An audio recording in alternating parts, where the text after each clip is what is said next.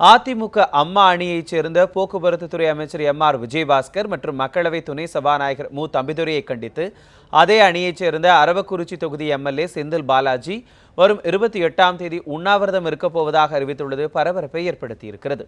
இதுகுறித்து நமது கரூர் செய்தியாளர் பார்த்திபனிடம் தொலைபேசி வாயிலாக கூடுதல் விவரங்களை கேட்கலாம். பார்த்திபன் வணக்கம். தம்பிதுரை மற்றும் சுகாதாரத்துறை அமைச்சர் விஜயபாஸ்கரை கண்டித்து முன்னாள் அமைச்சர் செந்தில் பாலாஜி உண்ணாவிரதம் மேற்கொள்ள காரணம் என்னவாக சொல்லப்பட்டிருக்கு? இந்த உண்ணாவிரதத்துக்கு அனுமதி கேட்டு கொடுத்திருக்கக்கூடிய அந்த கடிதத்தில் செந்தில் பாலாஜி என்னென்ன விஷயங்களை சொல்லியிருக்காரு? வணக்கம் மனோஜ். அதாவது முன்னாள் முதல்வர் ஜெயலலிதா கடந்த 2014ஆம் ஆண்டு சட்டமன்றத்தில் விதி 110 கீழ் கரூர் மாவட்டத்தில் மருத்துவக் கல்லூரி தொடங்கப்படும் அறிவித்தார். அதைத் தொடர்ந்து கிட்டத்தட்ட 2015ஆம் ஆண்டு சுமார் 230 கோடி ரூபாய் நிதி ஒதுக்கப்பட்டு காணொலி காட்சி மூலம் 2016 அடிக்கல் நாட்டப்பட்டது.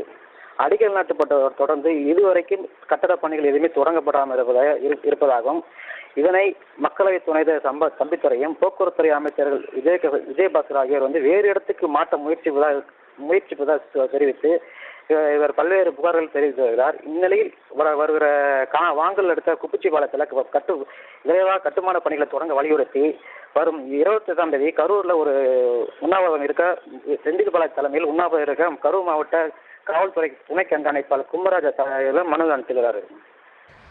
பார்த்திபன், அதிமுக அம்மா அணியைச் சேர்ந்தவர்கள் எதிர்த்து அதே அணியில் இருக்கக்கூடிய எம்எல்ஏ ஒருத்தர் உண்ணாவிரதம் இருக்கிறத நினைச்சு அந்த பகுதியைச் சேர்ந்த மக்கள் என்ன விதமான கருத்துக்கள் வெளியிடுறாங்க? அது மட்டும் இல்லாம செந்தில் பாலாஜியினுடைய தொகுதி மக்கள் என்ன விதமான கருத்துக்களை வெளியிட்டிருக்காங்க?